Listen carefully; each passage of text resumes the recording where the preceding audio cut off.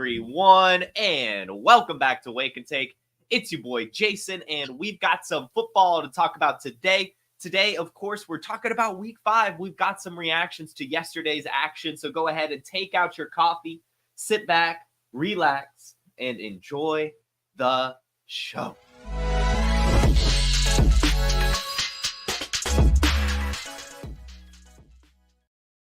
All right, and welcome in each and every one of you from the chat. A few of them disappeared when I started the stream, but I see Jorge, George, Applied Literature, Jason, whoever is in on the chat. Thank you so much for tuning in, and if you're listening on the Wake and Take podcast, thank you as well. Again, you can find the podcast version via the link in the description if you just feel like listening. Guys, we had a lot of things happen yesterday, and I guess Thursday if we want to include that in our Week 5 reactions and takeaways here. But before we get into it, I always like to start things off just with a quick rundown of all the injuries that happened that we need to monitor over the week. Start making some moves, maybe selling these players or trying to trade for them, all that fun stuff as this happens. But real quick, Xavier Legette, he picked up a shoulder injury. Zach Moss picked up an ankle injury but did return to play. David Njoku picked up a knee injury after returning from a knee injury, so that's a bit concerning. Nico Collins picked up a hamstring injury. Devon Achane picked up a concussion. Aaron Jones had a hip injury. Aaron Rodgers had an ankle injury but did return to play. Jake Moody picked up a high ankle sprain. You never want to see that as a kicker. Juwan Jennings injured his finger, and Jordan Whittington injured his shoulder. Those last two, I think that they're looking fine. But those are kind of the injuries that picked up over the weekend that are fantasy relevant.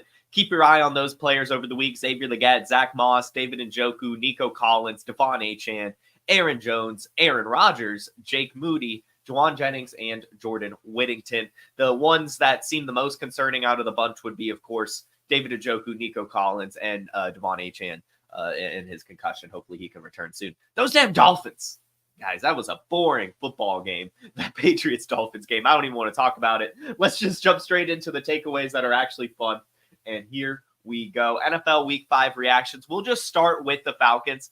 And I just wanted to say very briefly that Kirk Cousins, of course, isn't going to hit 500 yards again this season, but he is here to stay. This is Kirk O'Chain's season. We got the primetime Kirk, and everything in Atlanta is going to start trending forward. That's kind of what we'd seen throughout this season as well, as slowly but surely Kirk Cousins was building to being healthy Kirk Cousins. In this game, 509 yards, 4 touchdowns. Drake London has over 100 yards. Darnell Mooney has over 100 yards. Kyle Pitts had 8 targets. Ray McLeod had 9 targets. Bijan Robinson had over 75 yards. Everyone was really getting involved in this game, and that's really how it should be going forward. I mean, we want to see less targets for Ray McLeod at some point, maybe, but even he is becoming someone that you can start in some of these deeper leagues in your flex spot. But this Falcons offense finally showing the signs of life that we were hoping for heading into the season. Hopefully those things remain. Kyle Pitts, I see a question. Are we trusting Kyle Pitts back on our lineups? This is a player I never bench, not just because I'm a Falcons fan, but I still believe in him. And I mean, at tight end, right? I mean, like, what are you really hoping for? For the most part, like, are you going to sit him for Mike Gesicki and then get the same amount of points and just be as disappointed? No, just throw Kyle Pitts in your lineup. You don't bench him. It's the same reasoning for Mark Andrews. You don't really bench these players. If they suck, they suck. But for the most part, there's going to be a ceiling performance, and you never want that to be on your bench. I mean, come on, guys. You start your studs. You don't have to overthink it. Kyle Pitts maybe won't have 8 targets again. I mean, a lot of that is conducive to the fact Kirk Cousins threw the ball 58 times, and it was a shootout. But still, he will get the usage. He's starting to look a little bit healthier as the rest of the Falcons offense is. So I do think things will be picking up and fine for really everyone there in Atlanta. But yes, Kyle Pitts again, too. I think that he'll be fine. But again, he's not throwing for 500 yards again. He's probably not going to throw the ball 50 times again either. Like it'll probably still be more consistent to what we saw the first few weeks of the season, but just better, more efficient, just connections growing, all that stuff. But yeah, that is the kind of Thursday Night Football takeaway. I just really wanted to briefly mention that. As we get into the real Sunday takeaways here, I want to just go ahead and say, is Sam Darnold celebrating October by turning back into a pumpkin? We talked about this on Sunday's Wake and Take yesterday. The starter sit show, I told you guys to sit Sam Darnold. I felt like at some point he was going to turn back into a pumpkin, be the Sam Darnold that we're used to, especially against a tough Jets defense. I felt like this was the time for it to happen. Even the jet lag heading over to London 14 of 31, so a less than 50% completion percentage, only 179 yards, no touchdowns, and 1 interception, a 19.5 QBR, a 50.3 quarterback rating. I don't know, guys. I don't know. I mean, obviously a tough defense. But I really, like I've been saying, there's no way. There's just absolutely no way where I felt like Sam Darnold could keep this pace all season. It's Sam Darnold. And we're starting to see the cracks show. I'm not sure if it'll stay consistently there, but I would at least be kind of raising my alarms. I mean, we saw Nick Mullins, right? Because Sam Darnold, he picked up a rib injury and then came right back out. He sat out for one play, but in that one play, Nick Mullins came in there, chucked that thing, 24 yards off of his one completion.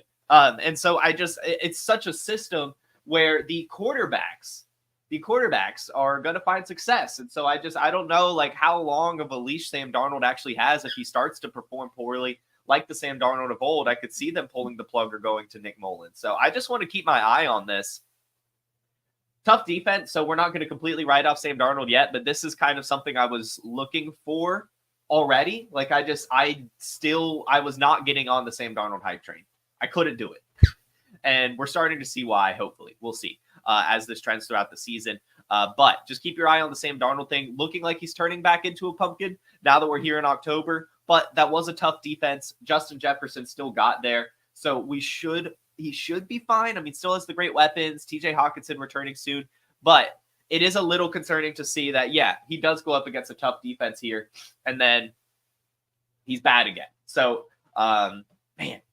This is a good point from Harry Snowman. I did want to mention this on today's show. Almost forgot. You do need to be buying J.J. McCarthy. You do need to be buying J.J. McCarthy in Dynasty. There's no ifs, ands, or buts about it. Right now is the time. As we get closer and closer to next year, it's just going to go up and up and up in value. As we're seeing Sam Darnold play this well, as we've seen Nick Mullins play so well, Josh Dobbs, Jaron Hall, Kirk Cousins, of course, right? Like when J.J. McCarthy plays, when he's the quarterback here for the Minnesota Vikings, he's gonna be damn good, okay? And so get JJ McCarthy on all your dynasty teams. I want that to be a thing. I want all of my Wake and Take listeners to have 100% JJ McCarthy exposure by this time next year. We need him on our teams, guys. You're not going to be able to get that type of quarterback talent and prospect and everything as cheap as you can right now with him being injured, with him missing this whole season. People are starting to get desperate, especially as the bye weeks start to pile up. If you can get JJ McCarthy for really anything, I mean, like, I would pay most prices to get J.J. McCarthy right now. Like, think about this. Like, Deshaun Watson, maybe not now, but you might be able to still offload Deshaun Watson with a small cherry on top to get J.J. McCarthy. There's just a lot of different options. I would trade Sam Darnold straight up for J.J. McCarthy, if I'm being honest with you. I don't really want him. So, yeah, that is a good point. If he was out there, he would be awesome this year, and it's just so sad to know that he isn't out there. But we can use that as an opportunity as fantasy football players to get J.J. McCarthy on our dynasty rosters for next year, because he's going to be awesome next year. And also, I'm going to play a quick little commercial break. I'm going to swap the USB port for my camera. It keeps going in and out, and it's bothering me, and I'm sure it's bothering you guys too. So we'll be right back, getting into some more takeaways. Let's hear a little bit about our DFS Dominator. Help you guys out with the showdown mode lineup tonight.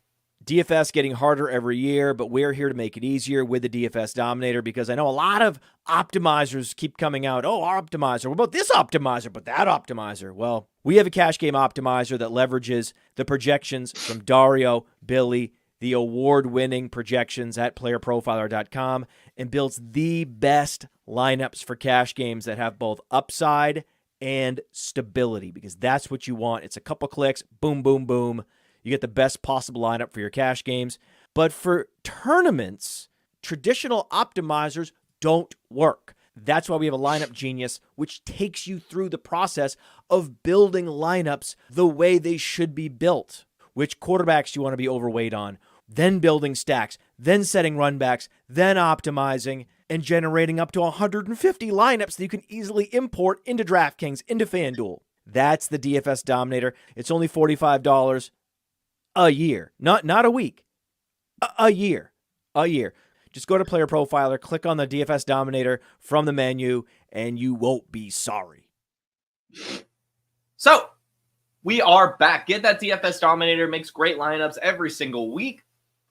And you could even use it for projections into tonight's Monday Night Football, make a little showdown lineup or something like that. Even helps with underdog. Great stuff on the DFS Dominator tool. You have to go get that at playerprofiler.com. Now, back to the takeaways. I never thought I'd say this. Never thought I would say this, be sitting here, even thinking this. But is the Aaron Rodgers hate going too far? I'm someone that's never really liked Aaron Rodgers. And I mean, obviously, watch this game. He didn't look great. 29-54, 244 yards, 2 touchdowns, 3 interceptions is the big kicker in this game. But I mean, can we get? He's had a couple good games this year, and he hasn't been abysmal. You know, it's just a bad offensive line, and clearly his connection with Garrett Wilson is just not great. Which, by the way, 22 targets to Garrett Wilson. 13 of them brought in 101 yards and a touchdown. Pretty damn good game. Hopefully we see that type of usage for Garrett Wilson going forward. But still, a nearly 50% catch rate is not really what you want to see from a wide receiver 1 with connection from his quarterback.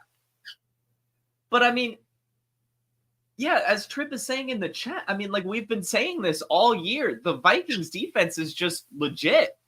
Like, Brian Flores is doing a fantastic job in the schemes that he's cooking up against these offenses. And so, I mean, like, I don't know. I mean, like, I just think that it's going a bit too far. I mean, like, I'm scrolling, like, Twitter, and, like, people are saying that Aaron Rodgers' career is over, that he's just totally washed. And it wasn't that bad of a game. I mean, he had a higher passer rating in this game than Sam Darnold did, and Sam Darnold only threw 1 interception. So, I don't know. He's still got the 2 touchdowns. He still threw for over 200 yards. Just had 3 interceptions, which just sometimes happens. Like a quarterback can throw 3 interceptions, especially against a tough defense like the Minnesota Vikings. And so I don't know. I've never thought I would be on this show defending Aaron Rodgers, but I think that we're going a bit too far. I mean, 101 yards and a touchdown for Garrett Wilson. Allen Lazard got a touchdown. Tyler Conklin had 6 receptions. The run game just did him no favors. And so I don't know. I think we're going a bit too far in our hate for Aaron Rodgers. I think we should be a bit more patient and see what he looks like next week. Maybe they're still, I mean, you know, they're still in the Devontae Adams sweepstakes. I would almost be like, if you can get Aaron Rodgers pretty cheap right now, I would be buying into him. I don't think that this is like the end of the line for him. He's still showing some signs of life, still playing at least decently. And so I would honestly be trying to acquire Aaron Rodgers. I don't think that this is over. I just think that the run game being as bad as it was kind of did him no favors. And then it's just a tough defense against the Minnesota Vikings, right? Like, we'll see. We'll see. And yet it's just that offensive line is just terrible. Like, it's not Aaron Rodgers' fault. Which I've never been an Aaron Rodgers defender. In fact, on Friday's episode with Seth Dewald and Matt Babbage, we were talking about how we didn't really believe in Aaron Rodgers, but we've like completely, like, I feel like the paradigm has totally shifted like over the weekend because of one kind of bad game. I'm not even going so far as to say that this was a really bad game. It was just a bad game. It was just, and it was like, again, still 2 touchdowns, over 200 yards. Garrett Wilson crushed it. It was still within 1 score. Like, it was not the end of the world. I don't know. I don't know. I've never had Aaron Rodgers in fantasy. I've never really been a fan of his off the field. And so that's affected my, just fantasy takes of him too. But like, it's just, I don't know. I think that we're going over our skis in the negativity towards Aaron Rodgers right now. I think that there's plenty of opportunity for him to get back on track. I think it'll be fine, guys. I think it'll be chill. Now, also, next takeaway goes to the Chicago Bears. And man, I know we talked about this a little bit last week. I said that they were trending towards being the Bears that we've been waiting for. I think they're the Bears that we've been waiting for. I think they're finally here. It only took 5 weeks, and that's not bad. That's not bad. Only taking 5 weeks with a rookie quarterback, new offensive coordinator, basically damn near new weapons as well. To get where they're at now, it's pretty impressive to do it as quickly as they did. And I know that we wanted some instant gratification from Caleb Williams, but I would honestly argue that 4 weeks, 5 weeks is instant gratification for a rookie quarterback. And I know it was against the Carolina Panthers, but this is the stepping stone.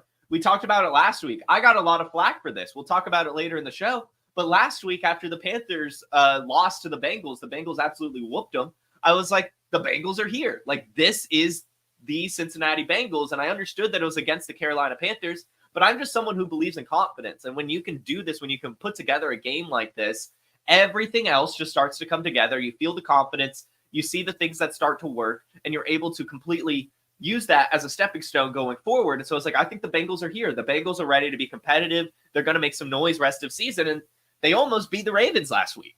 And in fact, they should have beat the Ravens. And that's how I'm feeling about the Bears here too.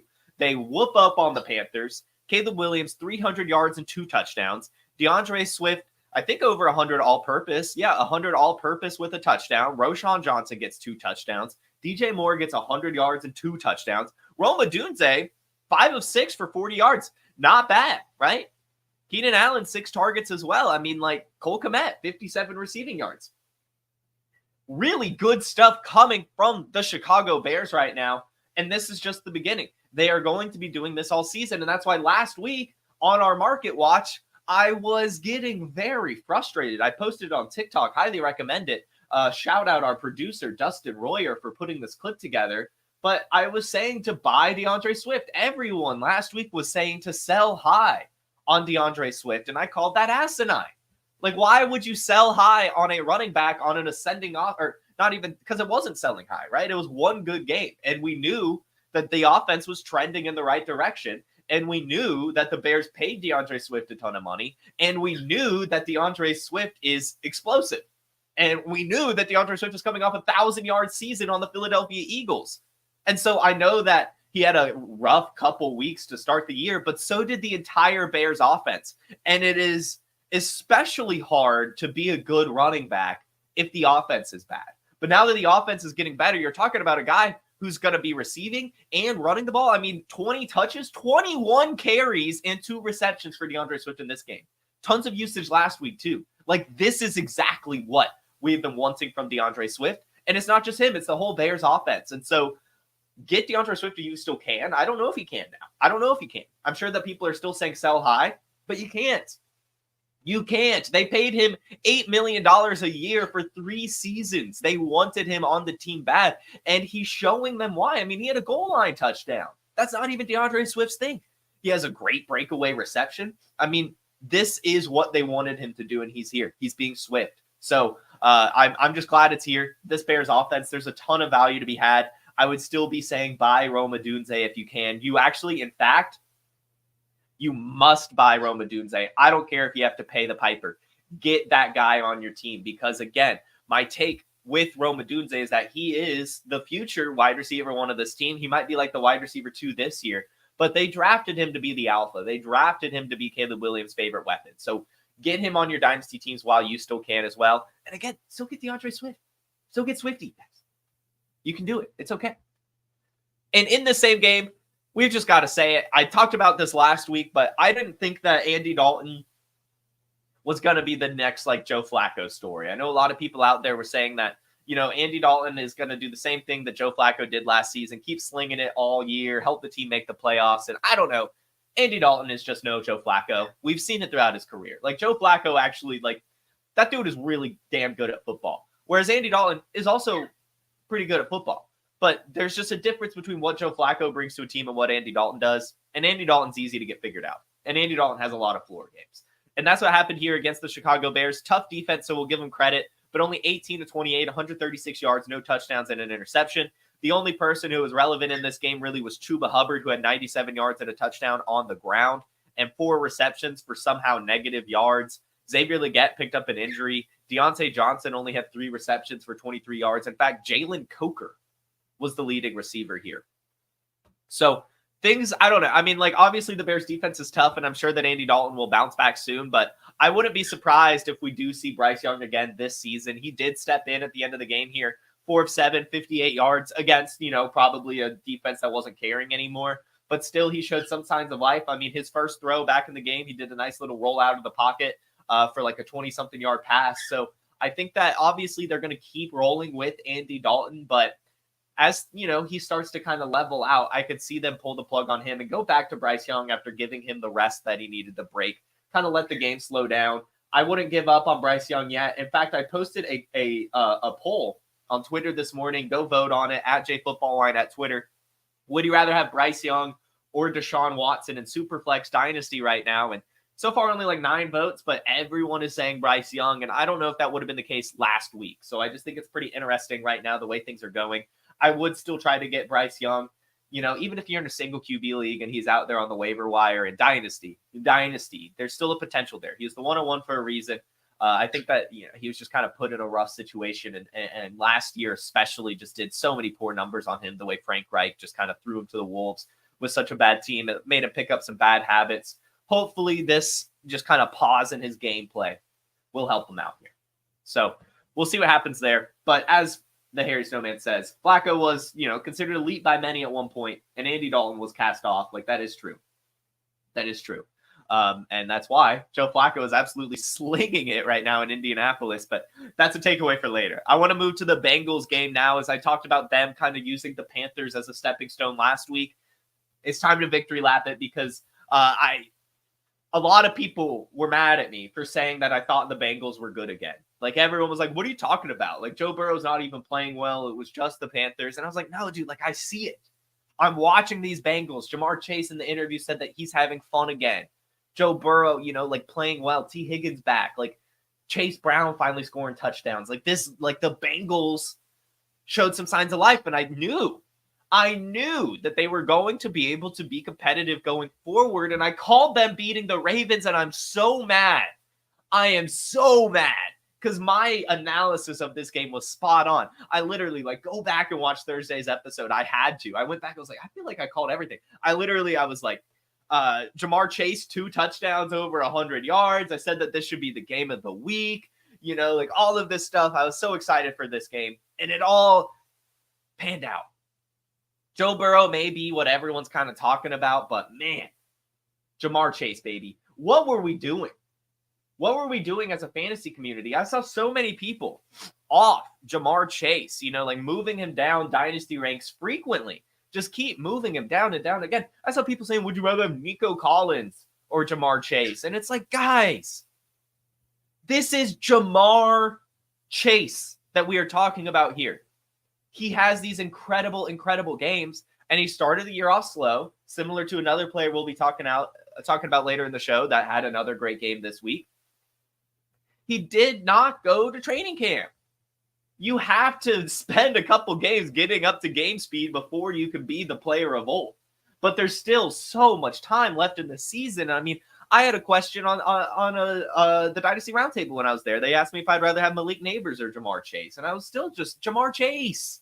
I just want Jamar Chase. I don't know. I don't care that he started off slow. This is a player that has been in basically a tier of his own alongside CeeDee Lamb and Justin Jefferson recently, of being just such an elite dynasty asset. And we forgot about how good he was. We forgot. And I see a lot of people in the chat saying that he was their 101. And I love that. I'm glad that a lot of people still didn't give up. But it was just it was crazy, the overreactions that we were seeing from Jamar Chase. Trade blocks in multiple leagues, especially redraft. And it was just ridiculous to me. So I'm glad to see that he does it. And man, 5 touchdowns for Joe Burrow. What a game. Just a fun one. And it's not even like Jamar Chase did it all. T. Higgins also had himself 2 touchdowns. I mean, what a game from these Bengals. What a game from these Bengals. They are here to stay. Joe Burrow, Jamar Chase, gonna be awesome. Congratulations to everyone that held on to him, and definitely congratulations to anyone that was able to buy low on either of these guys, because, I mean, they are studs. These are 2 players that are probably going to the Hall of Fame. And we were talking about selling low on them. It was ridiculous. Just ridiculous. And it just goes to show how impatient we are as a fantasy football community. We need to be better. We need to be better. Speaking of just being better, my God, Mark Andrews, what are you doing? What are you doing? Taking some steps in the right direction. We'll give him that. And I think that we're starting to see the pieces. And this is why we've been saying, don't give up on Mark Andrews yet. I've seen a lot of people saying if I should drop him. And I was like, no, maybe you could bench him if you want. But even then, I'm still a little questioning of it, because it's Mandrews. It's Mandrews. And in this game, it took the second half for him to do anything. And that is 4 or 5 for 55 yards. Not bad. What I'm going to find some confidence in is Charlie Kohler, 3 of 4, 64 yards and a touchdown. Those were historically, those were Mark Andrews targets, like especially the one down the seam that was almost a touchdown. Like, and Mark Andrews also almost had a touchdown in this game. It was just a bad throw from Lamar. But Mark Andrews, he's going to be Mandrews again. Same thing with Jamar Chase. Mark Andrews was not a part of the training camp. He had an injury. He got in a car crash a couple weeks before the season. It was going to take some time getting acclimated again, finding his foot in the offense, getting into rhythm, getting even schemed. But it's going to happen. And I see a lot of people still panicking about Mark Andrews despite putting up 9.5 points in PPR, over 10 points in tight end premium, and outproducing Isaiah Likely. Isaiah Likely, 3 receptions, only 13 yards. Now, 2 touchdowns. That's where it helps, right? You get the 2 touchdowns for Isaiah Likely. But Mark Andrews is going to be Mandrews. He is. Still buy him. We talked about it in last week's Market Watch. Buy Mandrews. You could trade Tucker Kraft for him, which I don't know now. We'll talk about Tucker Kraft in a little bit too. But Mark Andrews, got to be the Mandrews. It's okay. Don't give up on him yet. He's trending in the right direction. 4 out of 5, 55 yards. Not too bad. Not too bad. Yes, I see Kraft or Andrews. I'm still leaning Andrews. I'm still going Andrews. I know that Tucker Kraft had a really good game and is trending in the right direction, but Mandrews. It's still Mandrews. I think he's going to be fine. Hopefully. Hopefully. But Lamar Jackson is the big story in this game. He is doing everything he can for a back-to-back MVP. 348 passing yards, 4 passing touchdowns, and also 12 carries for 55. Gets Zay Flowers there, gets Charlie Kohler there, gets Rashad Bateman there, gets Mandrews there, gets Isaiah Likely there. Derrick Henry's able to have a good game on the ground too. I mean, this Ravens offense is just, we talked about it last week. This is just the perfect Madden offense. It's almost unfair for the rest of the league. I mean, Joe Burrow threw for 5 touchdowns and 400 yards, and they lost because of Lamar Jackson. I mean, like, they were up, I think, like 10 at one point. They were up a decent bit. And Lamar Jackson just willed this team back into competition and wins this thing. I mean, just a total stud. So I just want to play the round of applause sound effect for Lamar Jackson. What a guy. Literally, what a guy. Awesome player. Now, moving on to the Miami Dolphins, we have Jalen Wright's season upon us. Sort of, not really, but kind of. I just want to mention it because it's nice. 13 carries, 86 yards, 6.5 yards per carry. That's what we were hoping for, Jalen Wright. If anything were to happen to Raheem Mostert or Devon Achane, and we didn't see it until Devon Achane went down. Devon Achane went down, unfortunately, with concussion in this game. So hopefully he doesn't miss much time, but if he does, I think Jalen Wright becomes a flex play probably. However, it is important to note that Raheem Mostert did outtouch him still, 13 to 19 carries, but Jalen Wright performed better, 86 yards off his 13 versus Raheem Mostert's 80 off of his 19. Again, 6.6 yards per carry for Jalen Wright. Awesome, awesome stuff. This was a player I've been urging you guys to keep stashing. Hopefully it does pan out by the end of the year. Keep him on your rosters, guys. He's going to be good, and you might be able to even flex him a little bit, which is nice. He'll definitely, it's better for next year, but just in Dynasty, like, go ahead and start getting him. Get him. He's going to be awesome. Again, what we like about Jalen Wright isn't just the fact that he's fast, right? It's that he's fast and big. He's 210 pounds, over 6 feet tall, or like exactly 6 feet.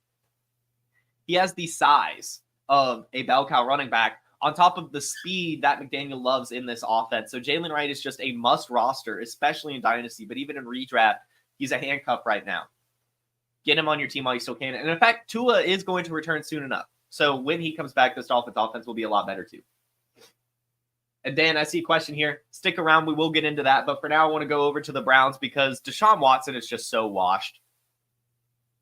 He's just so washed. And we talked about it a lot. I told you guys not to draft him, and I don't think many of you did. We knew to kind of avoid this Browns team because Deshaun Watson's just bad. He's just bad. He's clearly not in the game. He clearly got his bag. And clearly the off-the-field issues are ruining him on the field. 125 yards and a touchdown, 15 to 28, 8.5 QBR.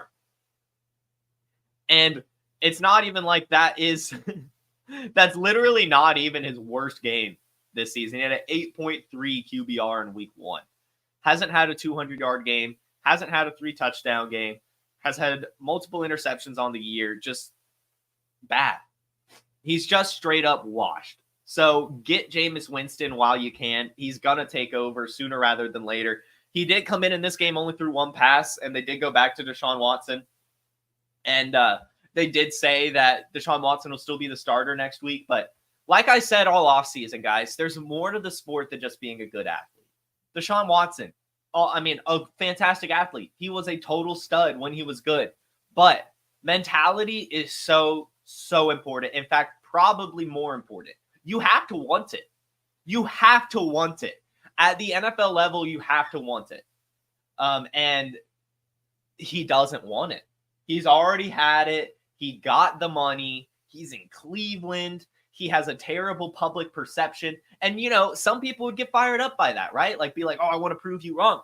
But because this is a sick in the head person, he doesn't care about that either. Like, he more so just is, victimizing himself and, not taking any accountability, not being strong, and it's awful. It's just awful. Washed. And it sucks. I've talked about this and I hate it.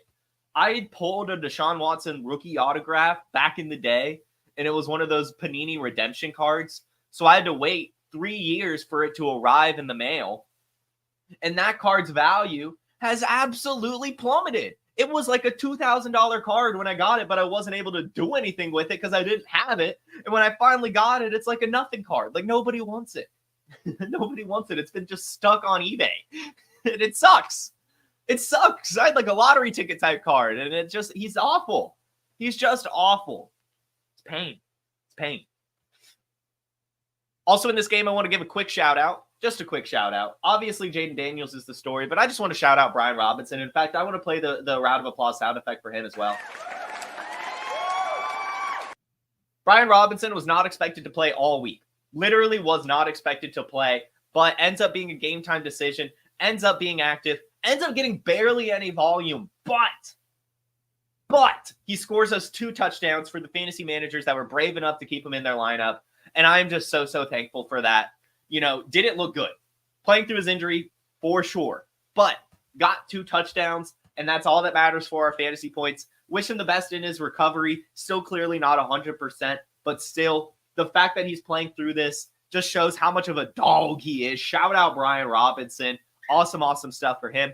And moving to the next game, this round of applause sound effect is getting run into the ground today.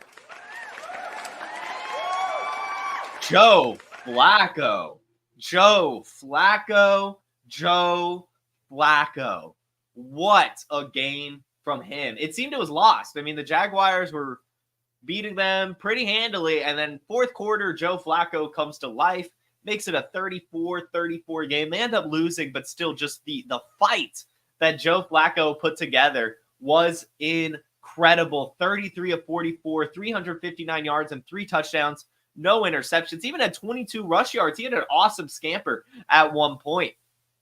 Trey Sermon gets a touchdown. Mo Alley-Cox gets a touchdown. Michael Pittman gets a touchdown.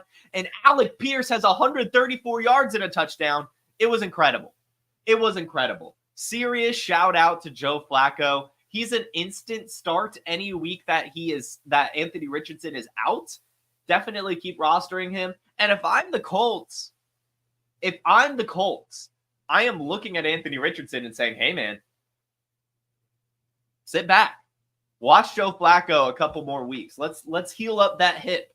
Let's get you up to game speed because you were not good until you were only good week 1. And even then, he wasn't even that good week 1. Like a less than 50% completion percentage, just had some of those chunk plays that ended up being touchdowns. Anthony Richardson needs to learn a lot, and he can learn a lot from Joe Flacco. And so if I'm not going to lie, if I'm the Indianapolis Colts, I'm taking my time with this Anthony Richardson injury. I am taking my time because I don't want Anthony Richardson to get hurt again, but I also want him to sit back and learn because Joe Flacco is out there slinging it. And we have to talk about the other side of the ball. Is it over for Travis Etienne? And I mean, I'm going to say no, but it is concern time. It is absolute concern time because not only did he get out-carried, he got outperformed by a wide margin. By a wide margin. In this game, Tank Bigsby, 13 carries for 101 yards and 2 touchdowns. Now, I will say a lot of that came from one breakaway run, but still, you take that away and you still have double the amount of carries and, a lot more yards because Travis Etienne only had 6 carries for 17 yards. Now, where he did help fantasy managers was he did have 6 receptions for 43 yards, so hopefully he can have that type of pass catching usage going forward, but it seems he's losing some of the carries. It seems it's going to be a much closer split than the people that drafted Travis Etienne were hoping for. 6 carries, 17 yards, not good. And I mean, Tank Bigsby has pushed him every single week that Tank Bigsby has been healthy. Tank Bigsby has been having a pretty close to 50% opportunity share alongside Travis Etienne. So it's definitely time to panic. You can't do anything. You can't sell Travis Etienne right now. No one's really paying up for him. I mean, if you could swap for like a Kenneth Walker, maybe, but I don't think you can do that. I would rather have Kenneth Walker right now. I'd rather have James Cook right now. I don't even know where I draw the line. I was trying to think. I mean, maybe a Jonathan Brooks could be a fun pivot if you're feeling done. I mean, obviously you want a cherry on top in that regard, but still, it's looking like Tank Bigsby is not necessarily the back to own, but definitely making it to where you need to be concerned if you're Travis Etienne. And we can pretty much comfortably confirm that it's going to be at best a 60-40 split. It is definitely going to be a 60-40 split at best for Etienne. Bigsby looks awesome, and he's going to keep getting this type of usage going forward. And it could be good for Etienne in the efficiency department. Getting 6 receptions is awesome. I mean, hopefully we keep to see that. But 2.8 yards per carry for Etienne is not good. They need to get that up. And I don't know if that's going to happen. I don't know. But I would be very, very worried. You can't sell and you can't buy Bigsby either unless he's on the waiver wire. Definitely wouldn't recommend trading for Bigsby right now. It's still going to be a split, but it is concern time. It's time to ring those alarms for sure. And yeah, shout out the BTJ shares. Seriously, shout out the Brian Thomas Jr. shares. What a stud. What a stud for real.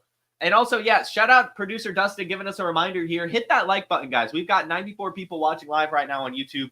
Go ahead and hit that like button, guys. We'd very much appreciate it. That very much helps the algorithm getting the show up there. And while you're here, go ahead and hit the subscribe button if you haven't.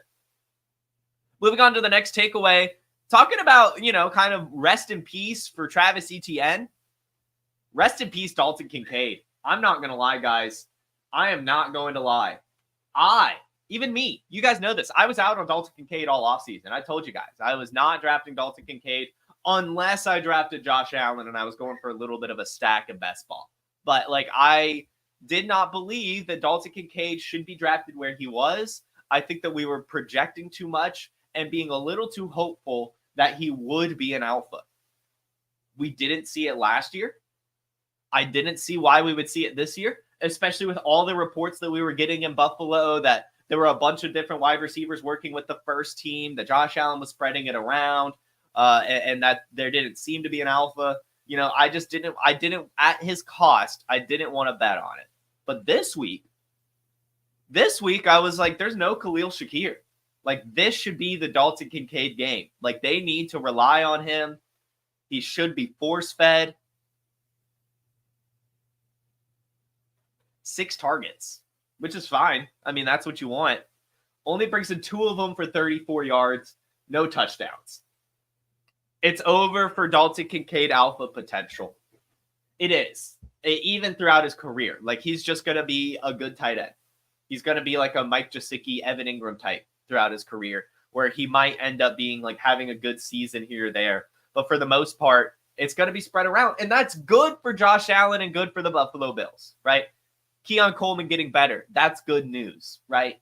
Being able to use Mac Hollins, that's fine. But they're going to draft another receiver next year.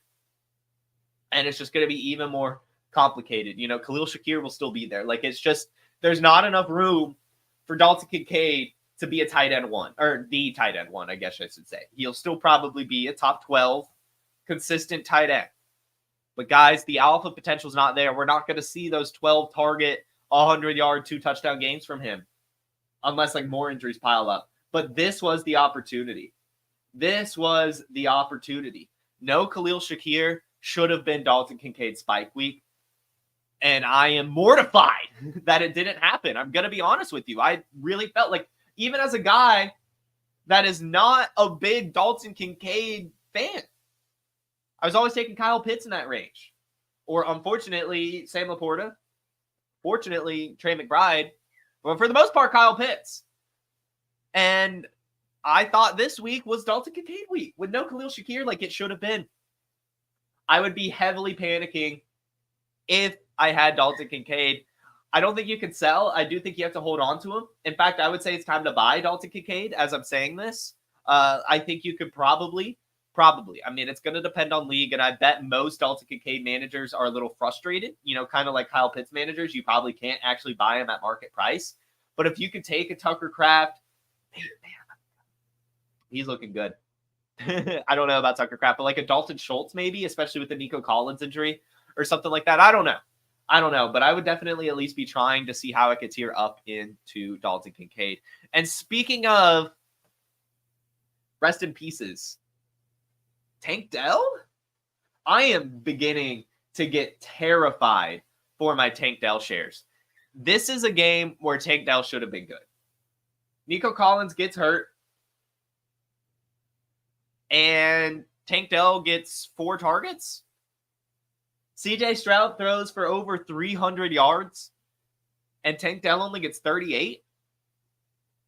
Tank Dell gets out-targeted by Dare Ogunbowale, Dalton Schultz, and Stephon Diggs in this game, outperformed by Nico Collins, who literally only had 2 catches before his injury. Stephon Diggs, of course, and Dare Ogunbowale.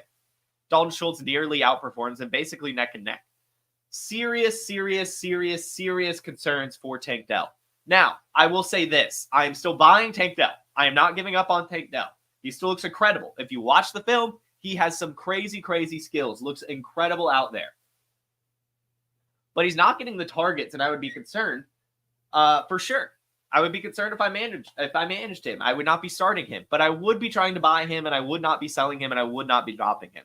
I do think that it is possible that if Nico Collins is out, that Tank Dell's usage goes up, right? Like, yes, in this game, we would have hoped that it would be there, but it also depends on the game plan, right? Like, they didn't go in to this game plan with Tank Dell being fed, right? Like, they did it, like the Bills are decent against the type of receiver that Tank Dell is. So, maybe next week, with no Nico Collins more than likely since it's a hamstring injury, maybe next week they actually work Tank Dell into the game plan a bit more and can utilize him a bit more. But the hope that he could be a non-game script dependent wide receiver seems to be gone, which is painful because, CJ Stroud hypes him up all the time. You would think that he would throw the ball to him all the time. Silver lining. Stephon Diggs will be gone next year, so he will be the wide receiver 2 again next year. So I would definitely still be buying him in Dynasty, and I still think there's time for him to turn it around this year. I still believe in this prospect. He is a stud.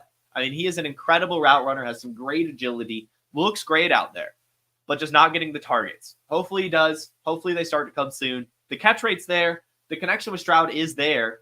The fantasy points just aren't coming, but there's still lots of time left this season. I'm not out on Tank Dell. I'm just concerned. Another rest in peace. Gardner Minshew. But not. Because Gardner Minshew, I think, is still going to be the starter next week. Now, if Aiden O'Connell had gone out there and played well, that's another story. But he didn't. Gardner Minshew, 12 of 17, 137 yards, a touchdown, and 2 interceptions. Obviously not great. But Aiden O'Connell goes out there, 20 pass attempts, only completes 10 of them for 94 yards, no touchdowns, and 1 interception. Just not, Aiden O'Connell's just not good. And maybe Gardner Minshew's not that good either, but he's at least good, fine. He's not, in this game, he kind of was losing the game, but for the most part, he's fine. He's a replacement level quarterback. He's better than Aiden O'Connell.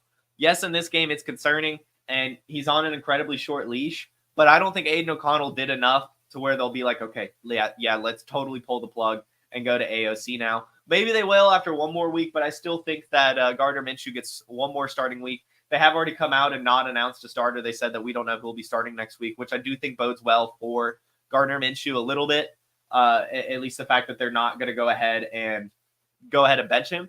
But, as Uncle Ted says here, it's not a great offensive line. Devontae Adams isn't out there right now. Like, I mean, he's throwing the ball to Jacoby Myers and rookie Brock Bowers, who's obviously playing well. Brock Bowers, 8 to 12, 97 yards and a touchdown. But I think we should give Gardner Minshew a break. Like, I think he's fine.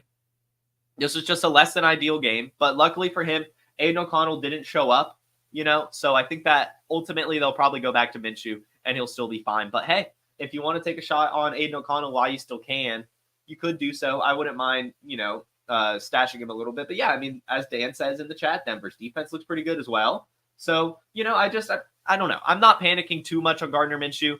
I understand it. I mean, obviously he's not like you don't want him in single quarterback and you barely want him in super flex, but I just want to give up on him. I don't think that it's over yet. I think that it was just a kind of bad game, but luckily Aiden O'Connell didn't look any better and probably wouldn't look any better. Like I think we can all agree Gardner Minshew's a better quarterback than AOC. And while I'm here, I just want to say, where the hell is Dylan Loud? There was no Zamir White. He was active, but it was Amir Abdullah. And I don't know. I would have thought if I'm the Raiders, I would have tried to give the ball to my rookie playmaking running back. It is concerning. I'm not going to lie. He's been a healthy scratch all season, finally gets to play, and then doesn't get utilized at all, gets outperformed by Amir Abdullah. I don't know. Especially since this is a lost season for the Raiders, I don't know why they're giving Alexander Mattison and Amir Abdullah the ball. Maybe they're just not honest with themselves. But if I'm a coach, I'm not worried about developing my Alexander Madisons and Amir Abdullahs. I want to worry about Zamir White and Dylan Lobb. I am so confused. I am so confused that they're not giving the ball to their rookies outside of Brock Bowers. I don't know. I have a lot of Dylan Lobb, and I'm not going to say I'm panicking, but I'm a little worried. I mean, like, I hopefully by the end of the season they do give him the ball, but I mean, come on, Raiders. Like, are you really, like, does it, like, Amir Abdullah? Like, come on. You got to, I don't know. We'll see. We'll see. But it's another one of those where it's like, damn, like, what the hell is going on? What the hell is going on? Quick round of applause, real quick round of applause. There's really not a lot to say, but Bo Nix, round of applause. 3 wins in a row as a rookie quarterback. Some tough wins too, playing really well, earning the trust of his coach. Awesome stuff from Bo Nix. Just love it. I would say if you still can't, buy Bo Nix for sure. Next takeaway, Brandon Ayuk. This is why we exercise patience. This is what I was talking about with Jamar Chase. Brandon Ayuk, I saw a lot of people giving up on him. And me, someone who was out on Brandon Ayuk all offseason. I told you guys not to be drafting him. He was not worth the cost at wide receiver 12. I was saying sell him in Dynasty because it'll be cheaper to buy him later if you really want it. But I was also saying when he was starting off slow, like, hey guys, calm down. He wasn't there all training camp. He's going to start slow, okay? Now he's here. 8 receptions, 147 yards off of 12 targets. It's awesome stuff. Brandon Ayuk is still Brandon Ayuk, guys. This is why we have to exercise patience in fantasy. This is why we can't give up on good players who have shown it to us before. Brandon Ayuk was always going to turn it around. He's done it now. Congratulations to everyone that started him or held on to him. He's Brandon Ayuk. It's week 5 now. We're here. We're in the season. Things will be fine for all those players. Mandrew's turning it around. Jamar Chase turning it around. Brandon Ayuk turning it around. Look for these players that have missed some time to get out there. It's Brandon Ayuk. Why were we giving up on him? I could see fading him, but giving up was just ridiculous. And now he's back. Get him on your team. Now he's a starter. It's awesome. Now, we have to talk about the Packers. Is Tucker Kraft legit? Tucker Kraft in this game, 5 targets, brings in 4 of them for 88 yards and 2 touchdowns, has an incredible stiff arm. Last week was 6 of 9 for 53 yards and a touchdown. Looks to be the tight end 1 on this offense and stepping up big time right now. I'm going to say he's legit. We talked about it a lot last year, and I kind of gave up on this. And now that I'm seeing Tucker Kraft break out, I'm kind of remembering it. But last year at the draft house in Kansas City, so I guess when Tucker Kraft was drafted, we did a mock draft with everyone. And at the end of the draft, very last pick, we did just 3 rounds. Alex Dunlap had the final pick. And he was just, thinking really hard. And I just said to him, dude, just pick with your heart. This is just a mock draft. Doesn't really matter. Just put your flag plant, who's doing it, And he thought about it for a second. He looked me in the eye and he pressed the Tucker Kraft button. And this was after Musgrave, right? And he was like, I just believe in Tucker Kraft. And that has always stuck with me. And so it's interesting to see him doing this. You know, it really just shows how epic Alex Dunlap and Roster Watch is at their job. So shout out to him. Tucker Kraft, I'm just going to go ahead and say it. He is legit. I would be doing what I could to get him right now. I think he's I actually did drop Luke Musgrave in my 8 team. So it depends. Like in my 8 team home league, I did drop Luke Musgrave. But in your normal leagues, probably not. I mean, he was still getting targeted. Not this week, obviously. But he was still getting targeted when he was out there. And if Tucker Kraft gets hurt, you know, Luke Musgrave will be good.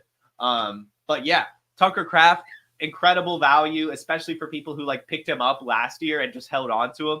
Awesome stuff from Tucker Kraft right now. I think he's legit. I'm going to be honest. I think he is legit. Looks to be the tight end one. Look, that may not have been the plan, but that's the beauty of football. If you do it consistently, especially you build that connection with your quarterback and you consistently produce and play at this level, you earn that job and then you earn those targets. And that's why Podfather always says targets are earned. Tucker Kraft is earning these targets. I think he is legit. Every week, probably a starter at the tight end position. Probably going to finish as a tight end one. So congratulations to the Tucker Kraft drafters. Little bit of a Jordan Whittington victory lap here. Told you guys to start him this week. Begged you guys to pick him up after the Cooper Kupp injury. I said, don't worry about Tyler Johnson. Don't worry about Demarcus Robinson. Don't worry about Tutu Atwell. The only Rams wide receiver you want, or maybe the tight end, I conceded I would take Colby Parkinson. But the only wide receiver I wanted was Jordan Whittington. And yeah, Tutu Atwell may be startable. Demarcus Robinson may be startable, but you never feel good about it. And for the most part, they are bench cloggers. Jordan Whittington, however, has that juice, rookie wide receiver, and now we're seeing why. 7 of 10, 89 yards, just a stud. He literally is just a stud. And he's going to be getting this type of usage even when Cooper Kupp and Puka Nacua come back. Now, he did leave in a sling. He did pick up a shoulder injury, but I know a lot of wide receivers play through shoulder injuries. We'll have to wait to see the severity of it. But I just want to do a small little victory lap. Dude's crushing it right now. Let's go, Jordan Whittington. What a stud. Literally awesome. Literally awesome stuff. All right, I've got 2 more takeaways for you guys. Here we go. Round of applause for Danny Dimes, baby! Daniel Jones, no Malik Neighbors, no problem. 23 of 34, 257, 2 touchdowns. Gets Darius Slayton 100 yards and a touchdown. Gets Wan'Dale Robinson a touchdown. Tyrone Tracy finds production, 18 carries for 129 yards, and that all comes because the quarterback's playing well. Shout out Daniel Jones. Shout out Daniel Jones. Incredible, incredible stuff by him. I mean, seriously, that performance earns him a round of applause. Happy for him, seriously. Everyone gave up on him, myself included. I traded him in a rebuilding team. I was just done with it. He was my only quarterback, really, because Drake May and J.J. McCarthy were my others, and I was just done with it. My team was not competing. I wanted to trade Daniel Jones, and I took a huge risk. I shouldn't even say this live on the air, but I tweeted it already, so the receipt's out there. I traded Daniel Jones and a damn super flex for Kamani Vidal and Carson Steele before Isaiah Pacheco got injured even. So it wasn't even like buying high on Carson Steele. It was still buying, like it was just selling low on Daniel Jones and buying low on Vidal and Carson Steele. I was able to trade Carson Steele, and I still have hope for Kamani Vidal. It might work out, but damn, Daniel Jones really proven me wrong.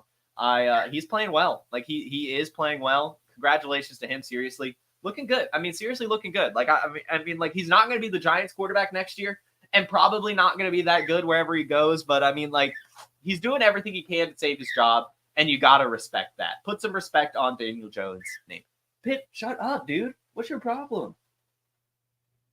What's your problem? Damn.